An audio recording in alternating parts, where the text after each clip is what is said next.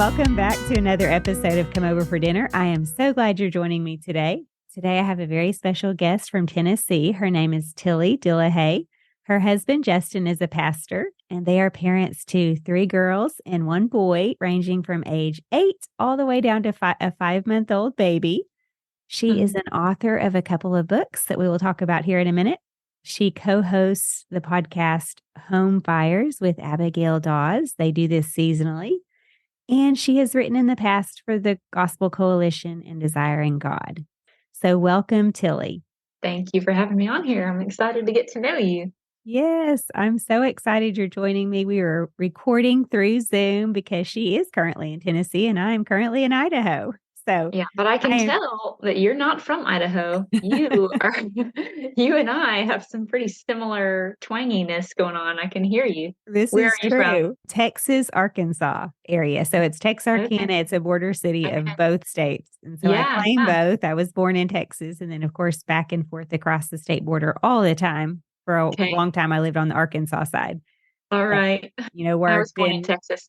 Yeah. So hopefully no one needs an interpreter out there.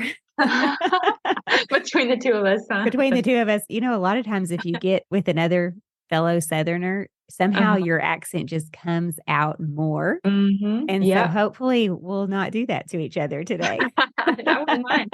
It's been a little bit. Yeah, it is funny. My husband is from the backwoods, deep Tennessee, and his accent changes when he's with his family. His vocabulary changes. Like he changes the words that he's using. And it's really fun. It's really entertaining. I like it. But some of the phrases he used in childhood just come out. Things that like came that I've never heard before. Sometimes, what is that? What does that mean? What is that phrase? Yeah. That's great. Yeah, cold as a wedge. Cold as a wedge. But there's several just really strange little ones. I have no idea. I mean, I've sat and thought hard about that one, and I still don't know. But I like it. We need an interpretation. Yeah. Someone needs to write a book. Dry as a chip. Dry as a wedge. Dry as a chip. And there's several others. I need to write them all down sometime. That's pretty great. There's a lot of Southern ones too. They're not popping in my head, but occasionally I'll say them, and my kids kind of look at me like, "Never heard that? Everybody knows that expression." Yeah. So apparently I haven't taught them all the things they need to know in life. Yeah, obviously not. Speaking of authoring a book, that would be an interesting one, all the sayings.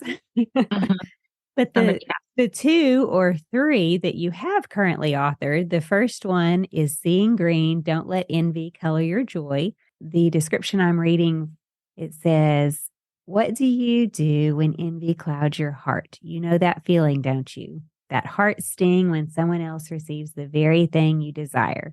When your best friend announces her engagement, when your sister says she's pregnant, when your coworker gets the promotion, you tell yourself you're happy for her, but you feel a hint of something else. That something is envy. Mm-hmm. What if in those moments you were able to turn away from the green glow of envy and see the spotlight of God's glory shine on your friend? What if your first response was joy?" And then it just talks about how you, in your book, talk about 7 common sources of envy and challenges the reader to change the way that you think about God's glory in order to rejoice with others and experience greater contentment and really love others, especially your neighbor, your friends, as yourself. So tell me just a little bit about your inspiration for writing that book. That is definitely, I would say that book was the most personal of the books that I've written, probably, because the whole instigating factor was my relationship with my sisters. I have 2. I'm one of 7 kids, and we're in the Nashville area, kind of in the music scene. I grew up in the music world. My dad was in music. He had us in the studio from the time we were pretty little, just part of the family culture. And I did a jazz CD when I was 15 or 16 with him. And then when I was up in college years, the girls that are just next to me in the family lineup, the girls just younger than me, they started a band together. So this band that they started was kind of like an indie band. And this was like in the early 2000s, mid 2000s, so they joined up with 2 brothers and they went on the road and they just started making like amazing, beautiful music. So the story that kind of opens the book is the first night I went to hear them, and I had not ever heard what they were making because they were kind of shy and secretive about it. They were teenagers and they just hadn't ever played it until they did this little coffee shop gig, and we all went to hear them. And just the shock of sitting there in the room listening to these original songs that they had written, and the instrumentation. I'd never even heard them play. I don't think I'd ever heard them play any instrument, but they had learned guitar and mandolin and ukulele. So it was a gorgeous first show that they did. And I still can go back to that moment and remember that kind of horrified feeling that I had hearing that lovely music. And it's just that it affected me so much emotionally, as music does, but that one of the main emotions that it, inspired in me was actually this kind of horrified, being upset that they were the ones making the music and it wasn't me.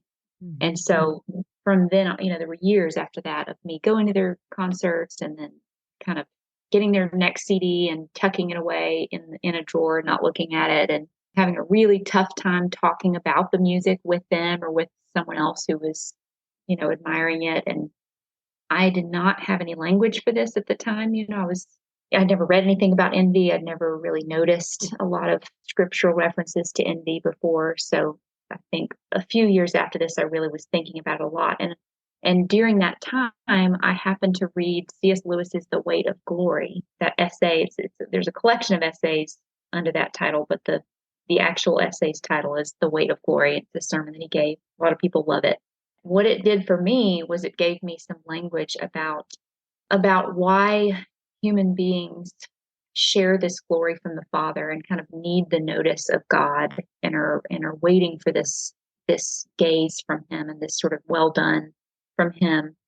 And that played into my understanding of why I saw this glory, that what I was seeing in them was so powerful to me, because I wanted some of that. I had this appetite for this glory that really only comes from God, but he places his image on people. And so people can really be astoundingly intimidating and astoundingly impressive. And also, you can have that kind of hatred reaction to the glory that they possess because it's real glory. Mm-hmm. Do they still record, or was it just a time when they were younger, like teenagers? That's such a good question. I did not finish that story because I always do that. I tell the beginning of the story and I forget to say, oh, by the way, these are some of my closest friends now who I love and appreciate so much, and we're raising kids together and having a wonderful time. Do they all live in Tennessee? They're all in Nashville area. So I'm an hour east of Nashville in like a tiny little town, but they're all still kind of in the Nashville area. And they stopped their band when the babies started coming. That's basically the short version. And I think they'll still do things for fun now and then. We sang together this last Christmas. We did a little thing together. It was really fun, but neither of them are professionally recording at the moment. So do you think that them being closer to you caused a stronger reaction? Because Absolutely. A lot of times we know of great singers, but they're far removed from us. And so we admire them, but maybe it was a stronger envy because it was your sisters. Right. And it wasn't you performing with them or being a part of it, or maybe you saw a glory in them that you had not yet accomplished in some way in your life.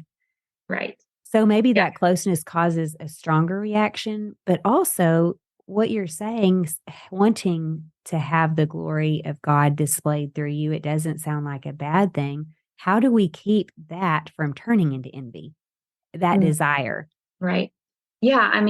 So what you're saying about it being a peer thing, envy is definitely, it's all about a peer relationship. So it's whatever you're doing, that's where you look for the envy. If you're a singer, you look for it with singers. If you're, if it's about hospitality, you could have, if that's what you're really caring about and trying to do, then that's where you need to also look for the possible flare-ups of envy. And it would be among you and your peers. It wouldn't be you and, some. Right. Most of us are not super envious of something that we see on HGTV. Right. Or maybe even Pinterest.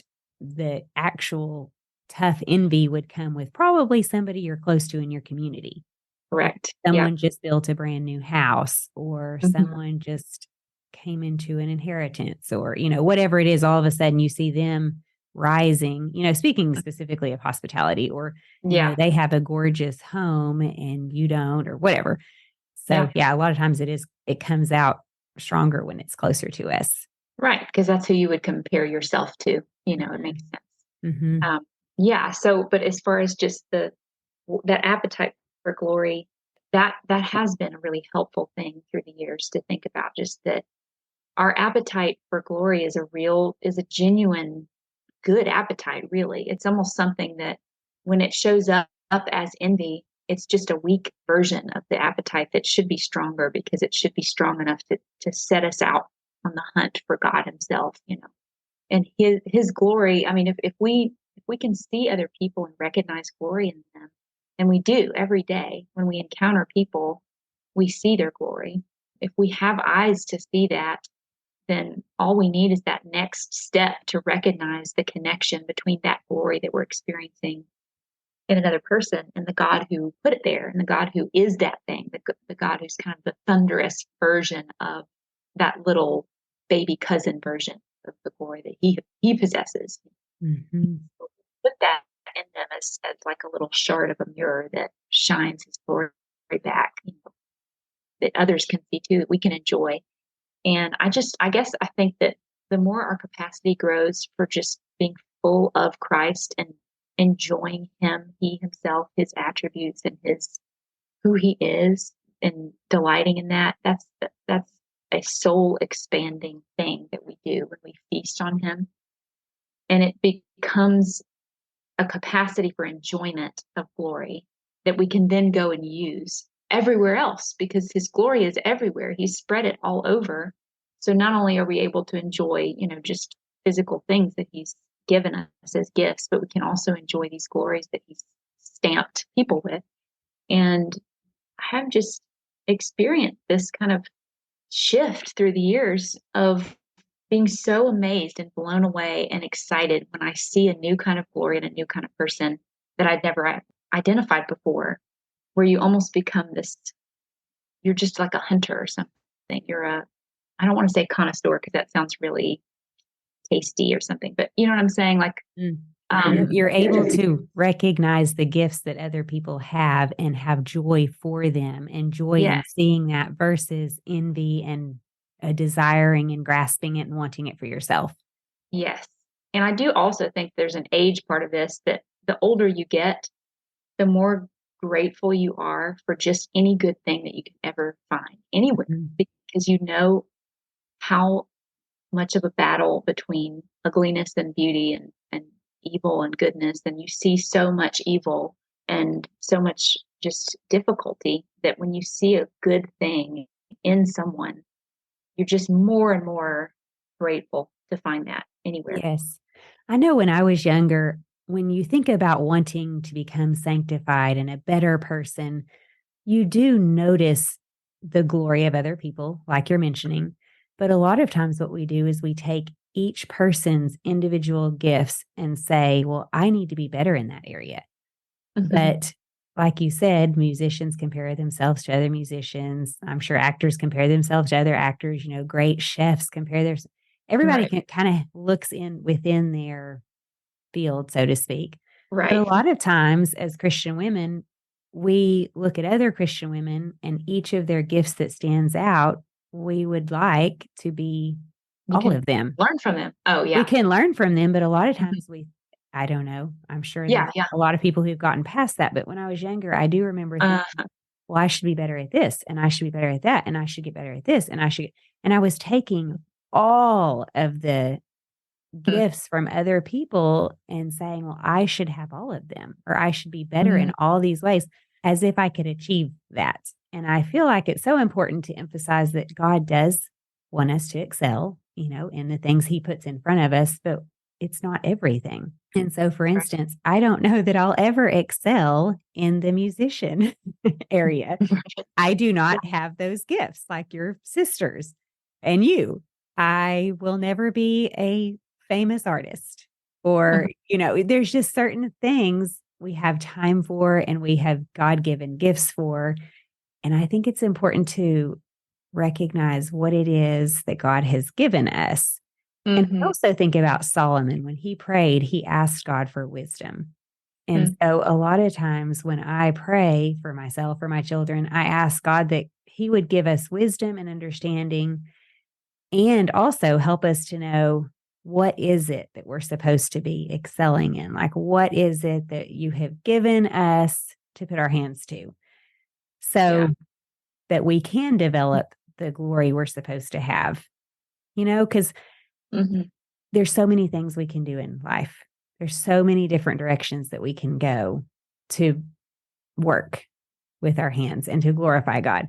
So for you, how do you determine that? Like in your life, you have children. There's different phases in life. At some point, you were in the music industry. Now you have kids to raise.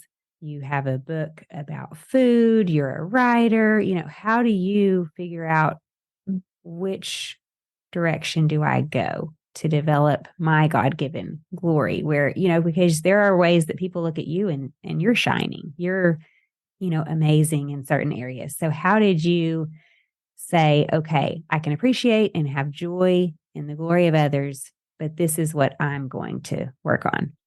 Mm. Yeah, I think you definitely just have to pray a lot about those things because I do have a strong tendency to overcommit and start too many things. But my husband is another resource that God has given me to tell me, nope, you really don't need to do that. And at this point, too, I'm entering into a season of homeschooling. So my 8, 6, and 4 year olds are all doing school now, and that has been a huge blessing. I mean, I'm loving it so much. I'm enjoying the days so much, and it is helping me honestly. And having a baby too at the same time, I think is helping me to have such a full mind that I'm not tempted to constantly grab new things and put them on my plate. For instance, you were talking about the podcast and this this season of the podcast. I've just begged Abigail to please do the podcast, but do it without me, and I'll listen to it. And I think she's going to go for it. Yeah. So that's one example of just something that I was like, nope, there's just no space in my mind for this thing. And I was telling my husband last night. Actually, we were walking just out here in the holler, and I was just telling him how blessed I feel right now, just in this moment in this season, looking at these projects that I've had through the years. I've just even like the books that have been out, I'm not doing any work with them at all, but just realizing like they're there and I never have to think about them, but they're there. And somebody, if they ever pick them up and read them, maybe the Lord uses them in someone's life, but it's not something I'm doing or thinking about at all. Or the podcast going forth kind of marching on without me, but it's still marching and I don't have to be there. It's like a top that I was working really hard to spin at one point, but I'm not there spinning it anymore and it's still spinning.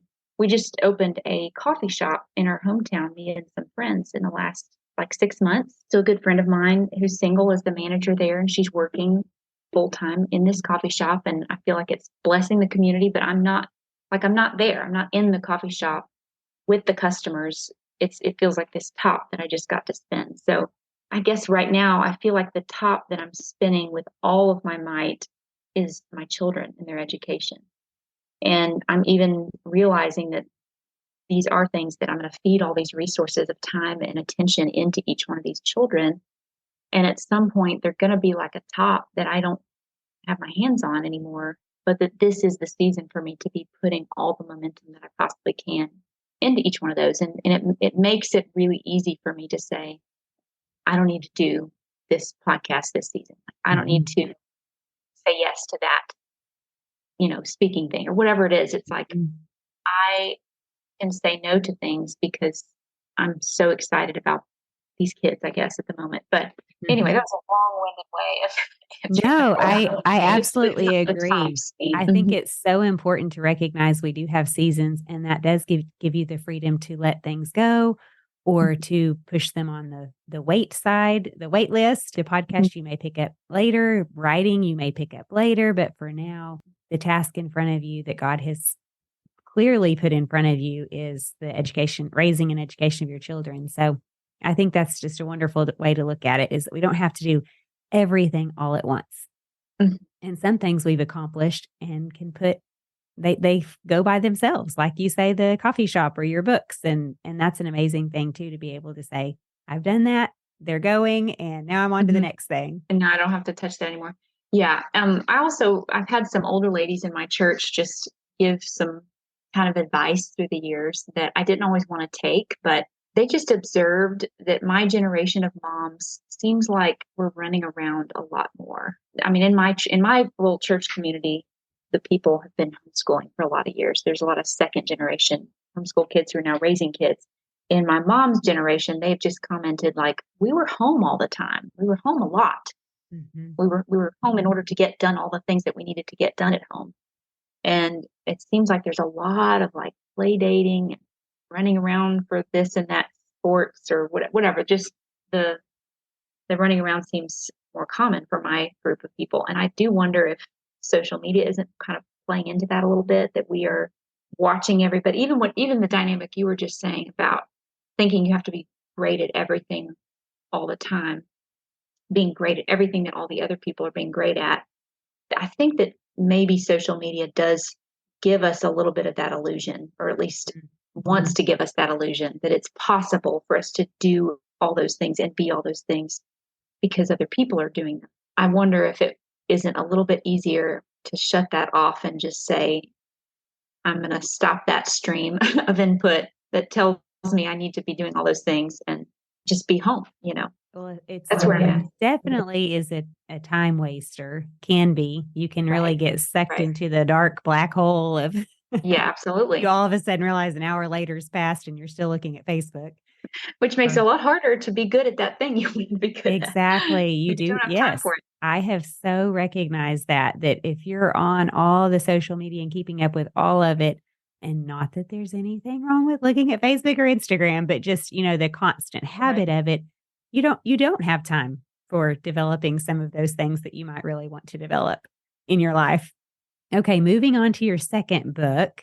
The second book is titled Broken Bread: How to Stop Using Food and Fear to Fill Spiritual Hunger. So, we are about to get into a menu and talk about food. This Yeah, is a right. hospitality podcast, but I have to Sorry. bring up this one. And I should mention the third book that she has written. It has not come out yet, but it will release in the spring of 2024 through Canon Press. And it's called My Dear Hemlock. And she has cast a female character in this book, and it's similar to Screw Tape Letters. It sounds so interesting. I don't have a description for that, but I am really eager to see it come out in the spring. Back to Broken Bread, her second book. The description for Broken Bread is: God cares more about how you eat than what you eat. Christians should have their heads on straight about food. But too often our eating is complicated by burdens and rules, by diets and dependencies. So, how can we keep a spiritually healthy view of what we eat? Should Christians stop eating white sugar? Does the Bible ask us to go paleo? Most questions about food aren't really about nutrition, but about how we understand God. In Broken Bread, Tilly challenges us to abandon the concept of good and bad foods and instead offers a way to celebrate food without obsession, make healthy choices without bondage to rules, feed our families without feeling frazzled, and find satisfaction without using food as an emotional crutch. This is not a diet book. You won't find any system or plan for eating, but it's rather a joyful call to develop a vision of Christ that informs the way you eat. Take delight in food again and discover a feast for today that whispers of the eternal feast to come. So, this definitely ties into us offering hospitality in our homes. And of course, this is very specific, talking about how to approach food, how to look at food. So, give me a little bit of a background on that book. So I think what was the instigating factor in that book was there was a high point, I feel like, for anti gluten eating. I don't remember around what years those were, but you remember it was about 3 or 4 years where it seemed like Yes. everybody just suddenly was allergic to gluten. Hmm. And in the meantime, my mother went vegan. She's still more or less vegan, but she went very suddenly from full meat to vegan. And then, I personally, intersecting with those things, I have a background of eating disorder behavior. So I had a real, really hard war really with bulimia in college and out of college. That obviously has been a big journey and was a featured player in my conversion story. I came to know the Lord under counseling that was partially for the bulimia. It was just Christian biblical counseling. So all of that kind of converged a few years, whatever, 2018, 2017, 2018, 2019 is when I was working on this book, because I was seeing even in the church, a lot of women were showing up at people's houses, like bringing their own food. It seemed like every time you had someone over, you had to ask a lot of questions about what people are eating or aren't eating at that moment. And it changes, seems like from week to week. And it just felt like very, very chaotic. And I was just disappointed, I guess, to look around and feel as though we in the church really should be a little more, we should understand this better. Like this shouldn't be so complicated for all of us. So the book is structured around these 4 ditches that I was kind of pitting against each other. So I'm trying to remember now, it's been a few years. One, it was asceticism and gluttony. So like that kind of fear of pleasure, the diet mentality, which I had been in as a young teen and had driven me into gluttony on the other end. And then snobbery and apathy. So the snobbery was sort of this like using food as a social marker. Like, I know about this ingredient that you have not heard about yet.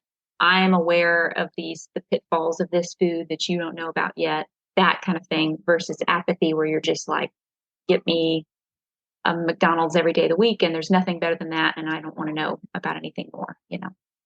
So those are the 4 kind of almost poles, extremes. The ditches we can fall into. Right, right. Yeah. So and then, there's a lot in there just about hospitality and about how cooking for other people was a huge part of me learning how to be with food, comfortable with food myself, with all the bulimia stuff. Cooking and eating with my full attention and really enjoying food enough was actually one of the big things that the Lord used to help me, because with overeating and with kind of binging behavior, it's not really that you're enjoying the food too much. Like, that's never really the issue.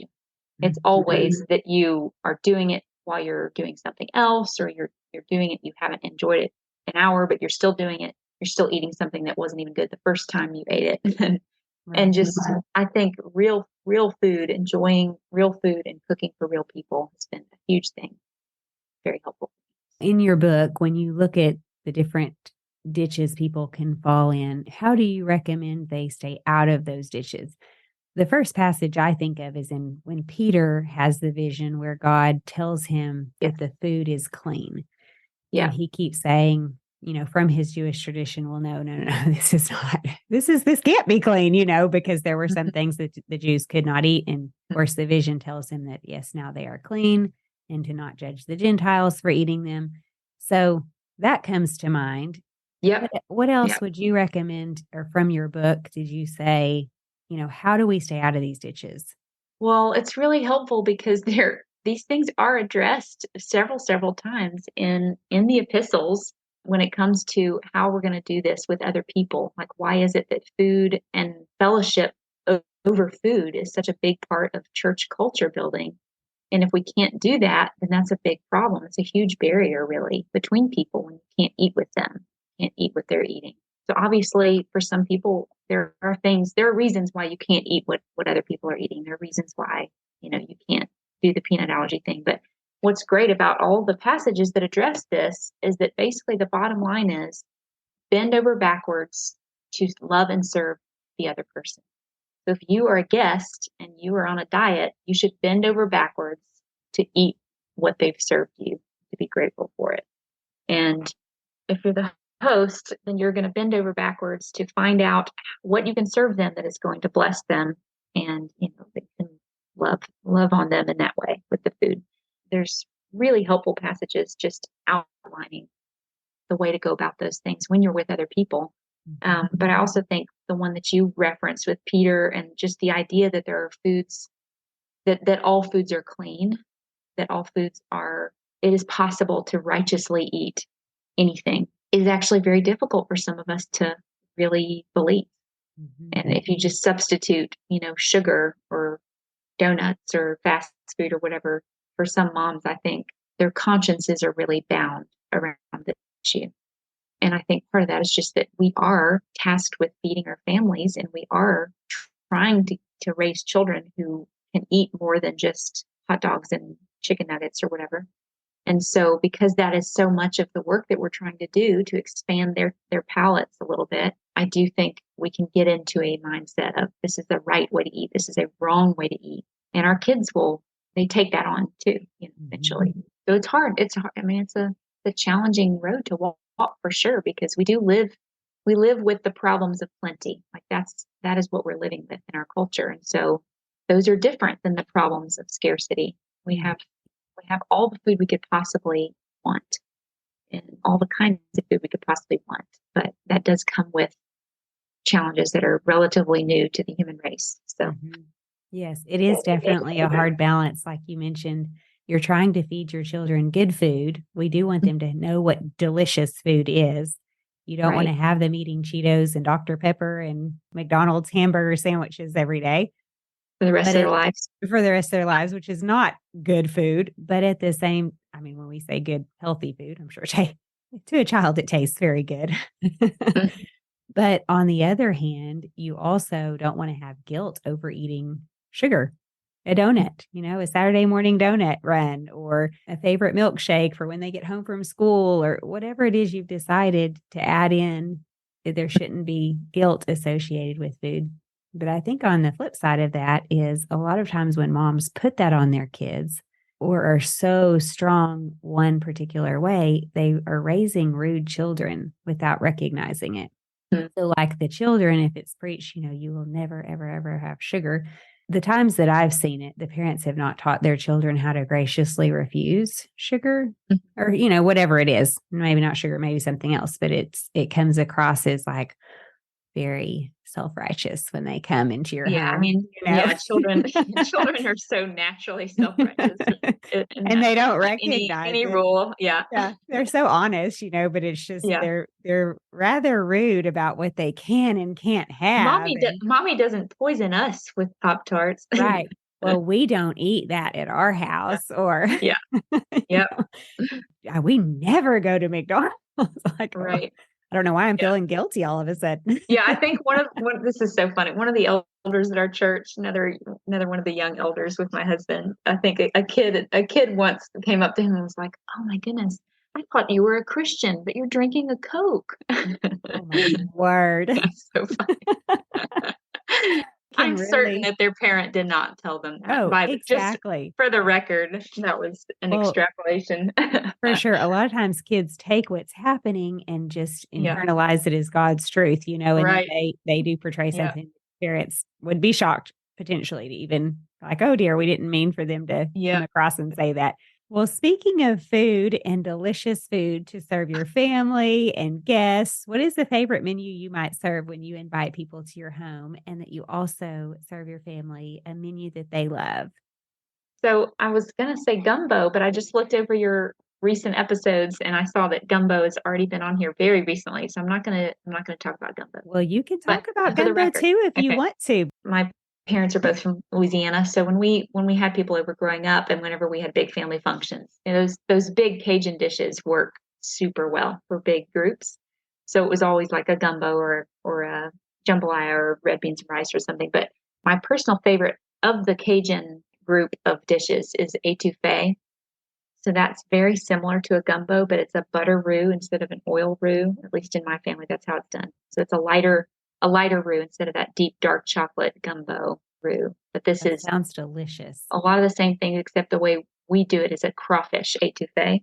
So this is truly my favorite Cajun thing in the world to make. But it's the same 3 vegetables that you get in all of those Cajun dishes, the onions, the green pepper, and the celery. But you're starting with the flour and the butter, and you bring it to like a golden brown instead of a dark chocolate. And so it's a lighter, I guess, because you don't want to burn the butter. It's easier to burn the butter. And then you get just crawfish, whatever, little like crawfish tails. You can get them in packets. by the pound or whatever. And you serve that over rice or noodles, put a bunch of stock in there. So that is a great dish. That is a great dish. I could leave that as the number one. We're just now getting back into fall, so I feel like my horizons are expanding and contracting again of what I'm allowed to serve people. I'm really excited to get back into soups because it's time for soups. The etouffee sounds very fallish as well. That sounds like a comfort Yeah. food. What Ooh, would that's a you, stick to your ribs. yes, what would you recommend if people can't find crawfish? I'm not sure that we could find a package up here. Like you said, you can buy Okay. the tails here, I guess Um, at your local grocery store. I'm not sure we could. Maybe in the frozen okay. section, I'll have to look, but what would you substitute in case we can't find it? Shrimp, Okay. just like a shrimp etouffee. And then you want to get like a smoked sausage. A Cajun style would be good, but any smoked sausage that you slice up and brown is great. And you mentioned serving it over rice. What else would you serve with that to make your menu? Do you do any vegetables on the side or a I would, dessert or yeah, I would, bread? right. I try to do a salad and bread with any of those Cajun style dishes. I like to have a salad with most meals if I can for people. And I think, I mean, everyone's doing a lot of sourdough in my community. I think it's pretty big in Moscow too, sourdough baking. But I do really like to do a challah style bread, like an egg, like a sweeter egg bread that's braided, or not, whatever, but just a sweeter, lighter bread because those dishes are so heavy and oily, and it just feels like a little sweeter, lighter bread is nice with it. So, Pairs a little bit better. yeah. Do you have a favorite Cajun dessert? No, I don't Or do you know serve if there dessert? is. Yeah, I'll serve dessert.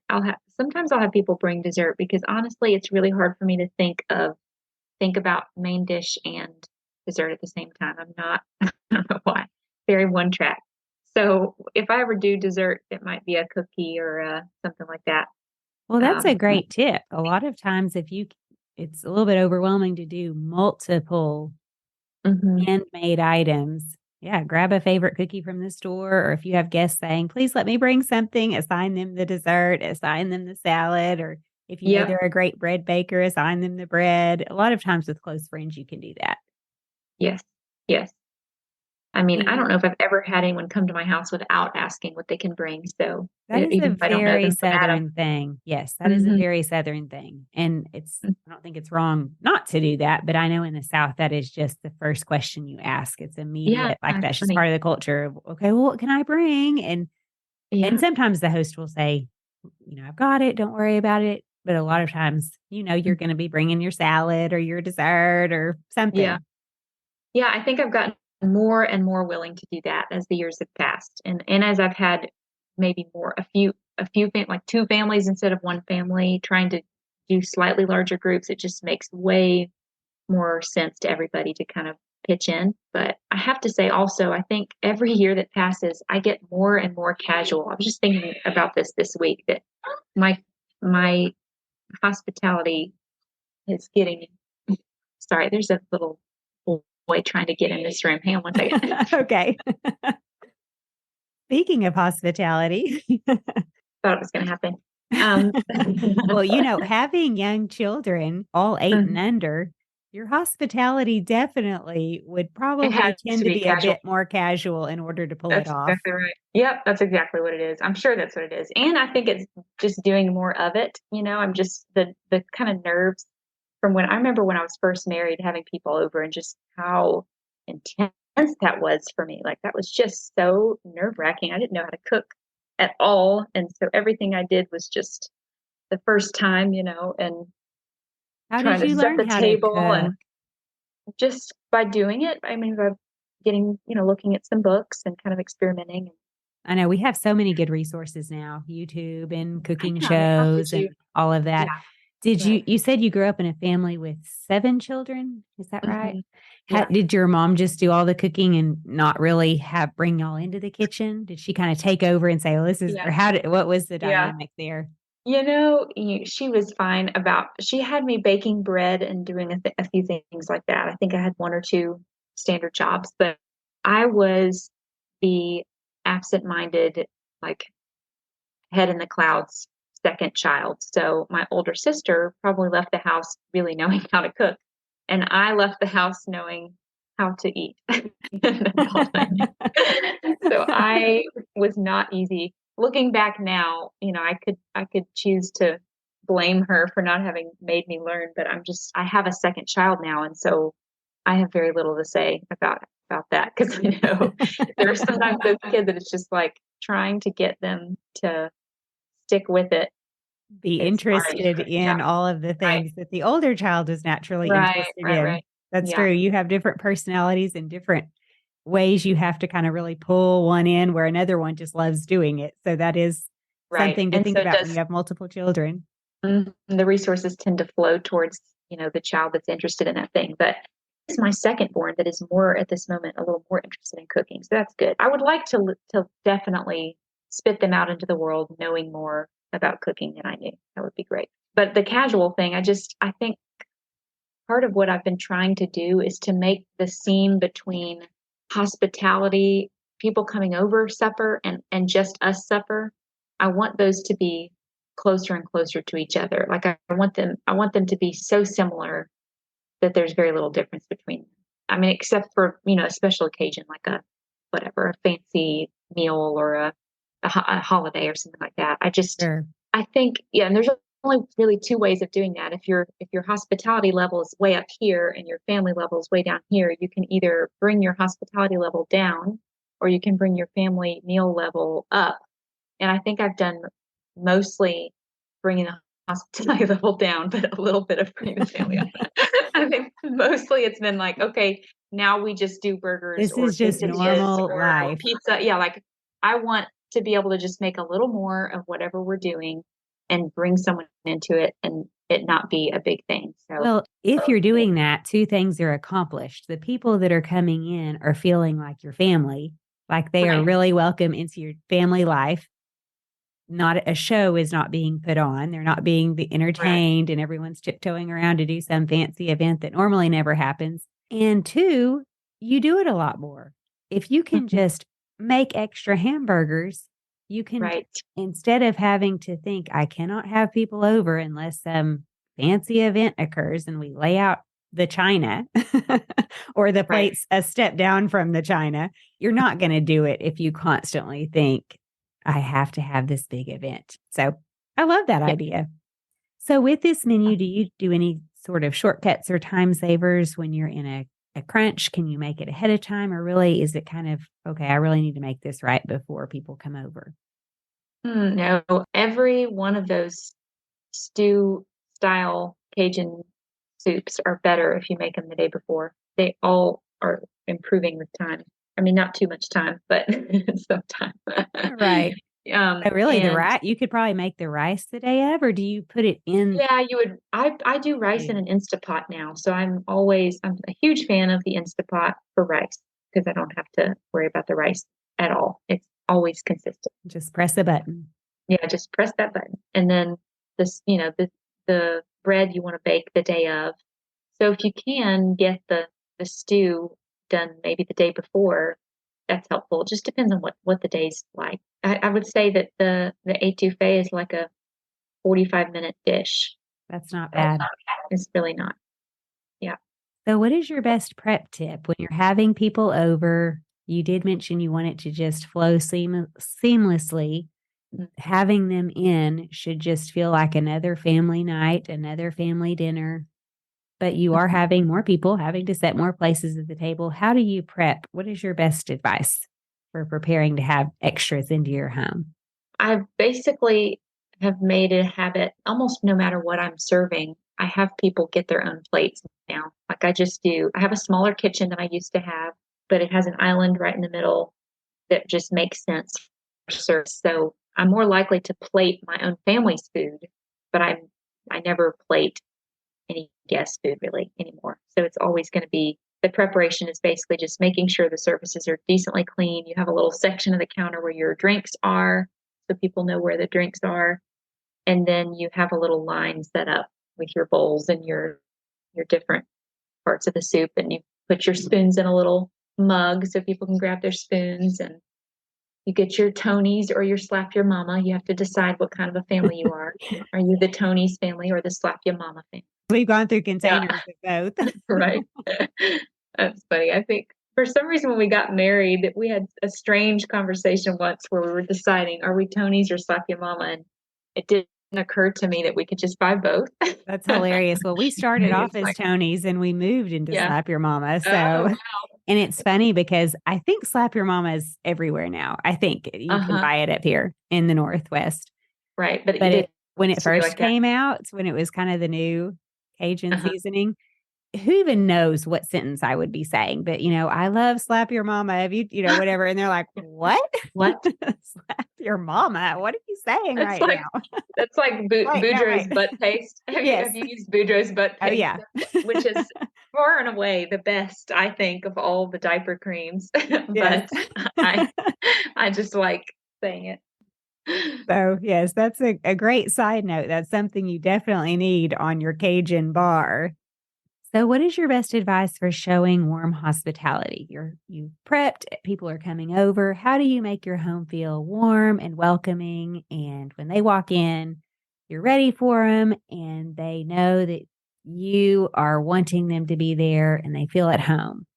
Well, I do think that doing this style I mean, bringing the casual level down the way that I was just talking about and choosing these dishes that are kind of ready by the time they arrive.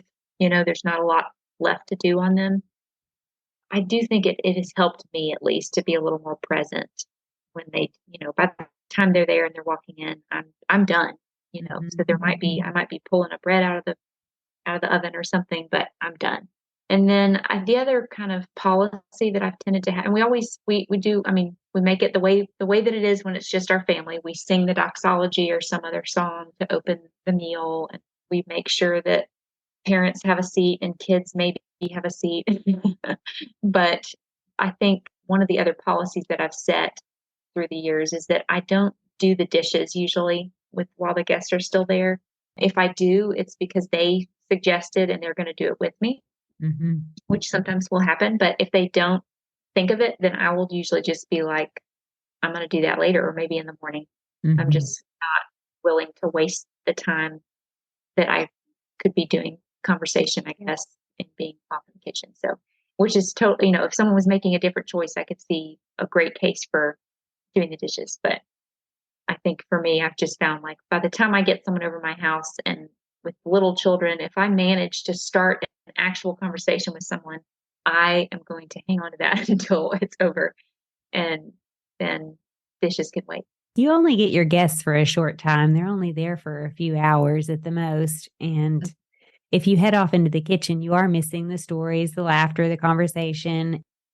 What is your must have kitchen item and where can we find it? You mentioned you love your Instapot. So I Yeah. think that's definitely a Okay. must have That for count. sure. That Yeah. So counts.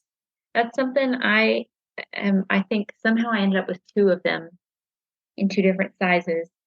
And I definitely love it for the rice, but I also love it for a lot of those other like soups and things because it's just so I also do a lot of beans and they make beans really easy, those things do.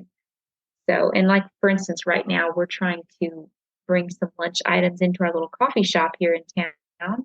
And my first thought about how to make soups happen there is like, oh, the shop just needs to have an Instapot. You can throw things in there in the morning and it'll be done by lunchtime and you have a soup ready to go. So I definitely it's changed the way I do some things. So yeah. That's a great idea. From all your years of hospitality, do you have a story for us? What the one that comes to mind is because we just happened to be talking about Instapots, I set my Instapot on my stove and then the stove someone walked by through the line when they were getting their soups, everyone went through the line and someone knocked the burner of the electric stove top and turned it on and I fused my Instapot to my electric stove. No. When I say I mean I put it on there foolishly and then someone else did the dirty work. So yeah. So you had to replace that Instapot, I'm guessing. Yeah, I kept the Instapot and then I gave it to a friend in 2020 with a meal inside of it because when they had COVID.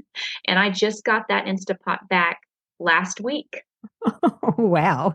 And she thought that she had damaged the bottom of the pot because I didn't tell her about that. And she found a part and replaced the bottom of my Instapot. So it just goes to That's show a you pretty that. good story. Goes to show you. If you bring someone a meal in 2020 and forget that you owned another Instapot, it could come back to you all fixed and ready to go. You just never know. That is a great story. Yeah. Don't tell your friends when something's damaged. They Yeah, might don't return tell it them. to you. They might replace it themselves. Oh, that's Yeah. pretty great. Instapots are really fabulous. I need to use mine more. I've said that so many times, like, oh, I need to use it more. And I have started using it more, but then I still forget about it. I don't know Well, why. let's say get rid of it then.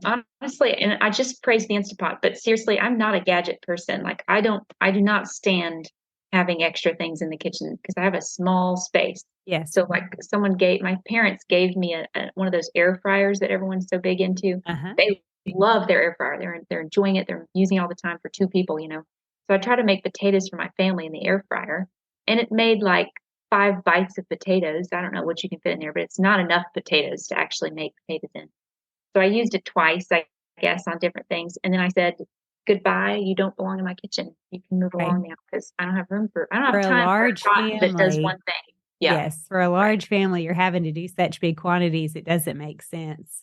Yeah. For It's most not. large families, I could see how it's a lot more beneficial for people that have just a couple of Yeah, people one or two. or one or two, And maybe maybe there's some three. dish. Yeah, maybe there's some dish that I did not discover that would have been the perfect dish for the air fryer, but I did not discover it. And I think if it doesn't have about 10 jobs, then it can't live with me anymore. So.